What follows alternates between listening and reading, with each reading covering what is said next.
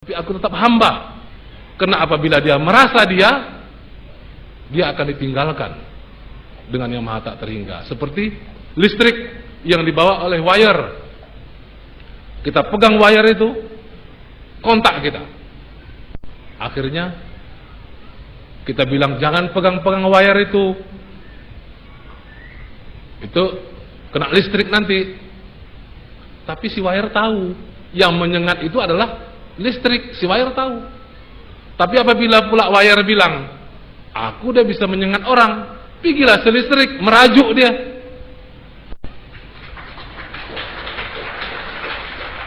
Begitu juga kita itu tetap dalam sifatul ubudiyah. Pelaksanaannya, kita jangan sekali-sekali ingin menjadi mursyid, merasa diri kita mursyid, kita cukup ubudiyah. Tapi orang kok pada lari? Karena pada saat itu mursyid bersama kita. Ayah guru itu kan begitu hebat, tapi dia ngajari kita bagaimana. Saya ulang lagi di sini. Jangan percaya ya, kalau ada pacar kita yang wangi. Mana ada manusia yang wangi? Yang wangi itu minyak wangi. Tuh. Saya dulu waktu muda, ini Ayah Citra, saya masuk ke jembatan dengan sepeda, ke suatu jembatan. Saya di jalan, jembatannya hanya pas satu mobil truk saja. Di tengah jembatan itu saya lihat mobil truk besar-besaran 6 buah, kencang mau masuk jembatan. Saya sudah bersiap-siap melompat ke sungai, termasuk sepeda saya. Dekat jembatan mobil itu merem, cicit, sehingga debu naik, anam-anam merem. Wah, ayah pun jalan dengan tenang. Wah, bangga dia. Takut mobil itu kepada saya, kata ayah. Tiba-tiba ayah lihat ke belakang, rupanya masuk 8 tank wajah di belakang ayah itu. Rupanya si mobil yang banyak itu takut pada tank wajah. Ini abang-abang di sini laksanakan zikirullah dengan ilah yang tak maksudi, pegang terus walia mursidah mursidana. Insya Allah ayahanda guru seperti ada bersama kita. Ini kalau Bang In, ini bagaimana? Ini saudara kaliannya ini. Itu pula ya, saudara kita semua itu. Inilah yang kita sampaikan itu. Kita melaksanakan amaliyah tadi yang sudah saya singgung mengenai ke-36. Saya singgung pula mengenai sifatul ubudiyah. Jadinya peraturannya demikian. Kalau ada pula yang abang-abang yang lama itu terpulang pada dialah, karena mungkin sulit, tapi tak perlu kita suruh orang untuk merubah mursyidnya daripada ayahanda guru. Kalau dia sulit tuh ya bagaimanalah, namanya tak ada akar rotan pun jadi, kan begitu. Abang-abang sekalian yang berbahagia, ayah guru ini begitu besar. Tentu kita lihat Nabi Isa alaihissalam. Semua gereja mengatakan ajaran Nabi Isa. Tapi apabila Nabi Isa muncul ke dunia, tidak ada pun barangkali satu gereja yang dikatakannya benar, walaupun mengambil nama Nabi Isa. Begitu juga ajaran ayahanda guru. Jangan terkejut. Tentu banyak orang-orang yang akan mengaku dia membawa ajaran ayahanda guru. Ayahanda guru melengkapi kita dengan suatu yayasan. Itulah dia, yayasan profesor nama ayahanda guru, sehingga nampak oleh pemerintah dan masyarakat ini yayasan kita. Yang itu dialah, jangan bercampur baur. Itulah gunanya yayasan.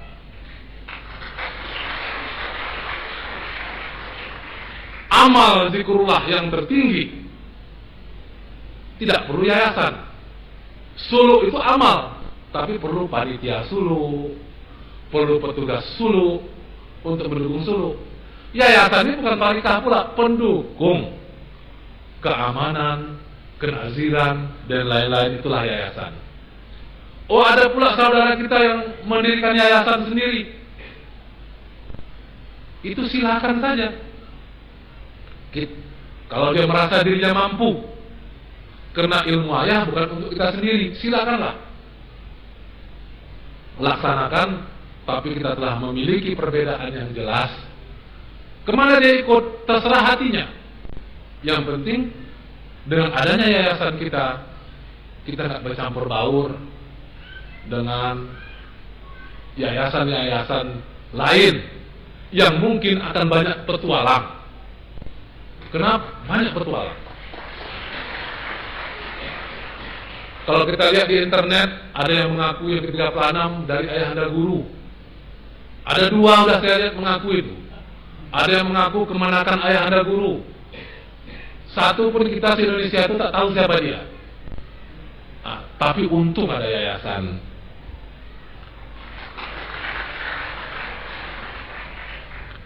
Itulah yayasan itu. Tetapi untuk melengkapi, maka dalam kesempatan ini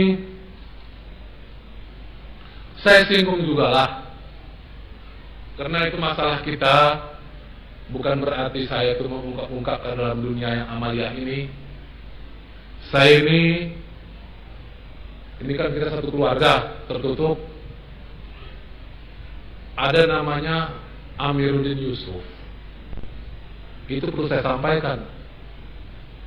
Dia itu dipecat oleh ayahanda guru tahun 93. Artinya apa? Sudah terputuslah silsilahnya pada ayah. Mereka ini berdalih. Dalih yang pertama, pemecatan itu palsu, direkayasa. Itu tidak palsu, karena tahun 93 dikeluarkan, sampai 90 ayah berpulang kan nggak dipersoalkan itu sama mereka. Kenapa? Karena kalau waktu itu dikatakannya palsu, ayah bilang itu asli. Tentu ayah marah, ini kok dipalsukan? Kan enggak. Itu asli pemecatan ayahanda guru. Yang mengetiknya nama Isa Robin, Hadam di Arko, dikirim kepada saya. Apa kata ayah waktu itu? Kalian nggak melihat yang saya lihat nanti. Kalau nggak saya pecat sekarang, suatu saat dia akan merusak surau. Waktu itu nggak ada jemaahnya, tapi ayah nggak ada guru, sangat kasyaf rupanya. Dan itu mereka yasa lagi. Katanya, mana mungkin seorang wali yang baik memecat murid? Ini salah lagi. Kenapa demikian? Nabi Isa seorang nabi, ada juga muridnya yang dipecatnya, Yudas. Bahkan Allah Subhanahu wa taala pun ada memecat muridnya, yaitu Al-Iblis.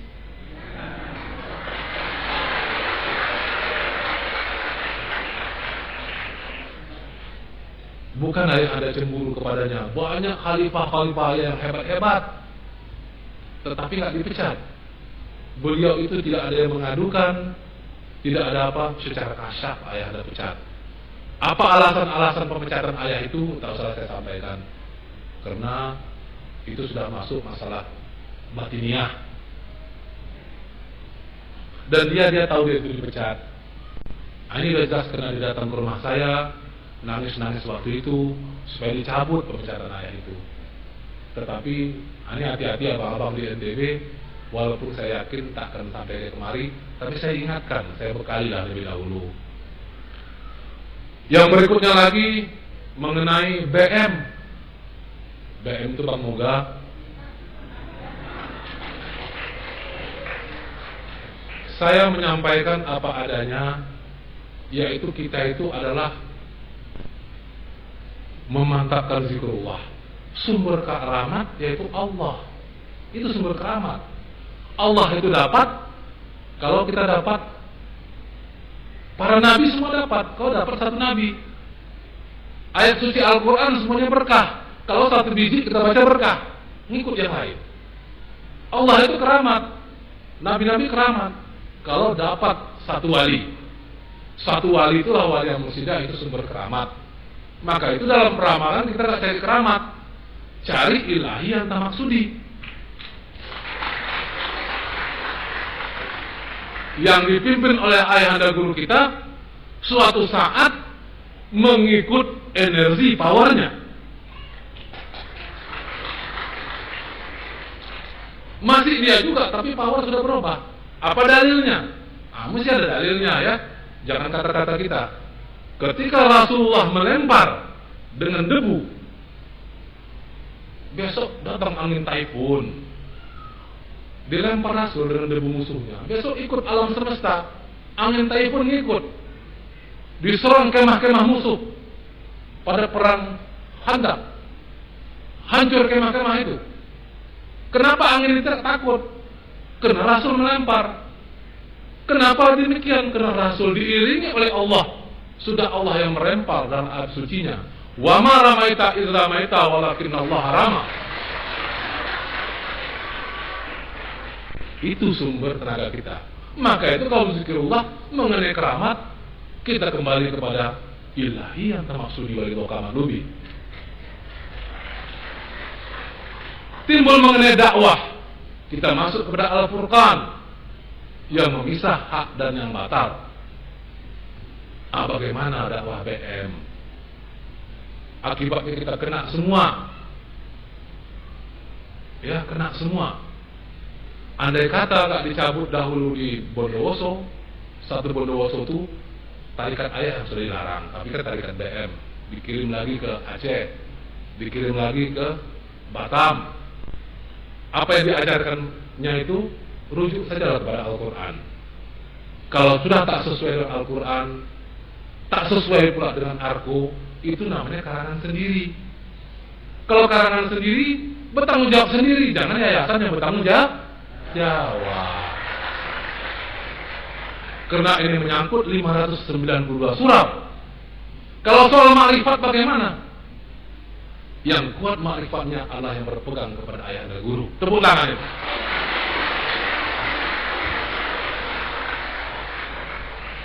Kita nggak campur sampai ke sana, tapi kita berkeyakinan penyelamatan surau dan lain-lain, dan kita yakin karena kita ikhlas, tangan Allah berada di situ.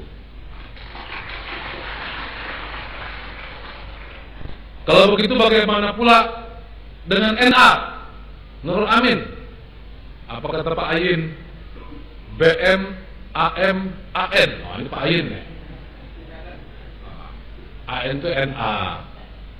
Kita mesti melihat NA itu secara jernih. Ada murid-murid ayah itu yang merasa dirinya mampu. Kita nggak boleh menyalahkan. Kalau kita salahkan, kita mengambil hak guru. Kita menyampaikan apa-apa yang kita laksanakan berdasarkan ilmu kita. Ilmu orang jangan kita itu tanya sama dia dalilnya. Jemaah kemana-mana boleh, bukan kemana-mana boleh, suka hati jemaah. Mana yang dirasanya tepat? NA ini tentu dulu gurunya Bang Tony, Bang Lukman Hakim, juga murid ayah, ingin mengembangkan suatu society style yang mereka telah laksanakan. Sampai kita ke suatu saat jemaah kita mesti memilih lah, kalau ke sana ke kita ya, karena nanti jemaah jadi bingung. Saya menyampaikan, saya nggak mengatakan mereka itu salah atau sesat, tapi kita pisahkan dalam daftar suluk kita, karena pertanggungjawaban suluk mereka sendiri kita pisahkan. Saya nggak mengatakan bahwa suluk itu masalah metafisis, bagaimana berkeberkahan. Ini kalau mereka itu mau mengangkat sendiri, ya silakanlah jemaah di mana yang cocok. Kalau nanti bertanya kenapa nama NA nggak ada masuk dalam kalender suluk kita. Yang berikutnya lagi mengenai Arko. Arko itu tempat ibu kita. Ibu kita istri ayahanda guru. Itu tentu milik beliau. Kita nggak berani masuk sana lagi. Tidak ada kita serahkan kepada ibu kita. Mengenai itikaf di sana, tentunya kita pun tidak boleh mengatur. Yang mengaturnya dilaksanakan mereka lah, mengenai pengacara dan lain-lain. Tapi daripada jemaah bertanya-tanya, kita nggak akan masukkan namanya lagi. Yang artinya itikaf di sana pertanggungjawaban daripada saudara-saudara yang dianggo. Benar mereka atau salah, itu jangan dinilai. Itu aset guru, foto-foto guru, tentu kita jangan nilai itu. Yang penting kita nilai semangatlah materi kita. Itu.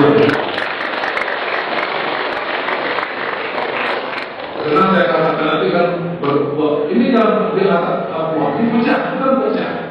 Ada satu keluarga, bapak dan ibu, anaknya sudah 4 besar karirnya, masing-masing berdiri sendiri, masing-masing berdiri sendiri. Tapi ada yang memang kita lihat jelas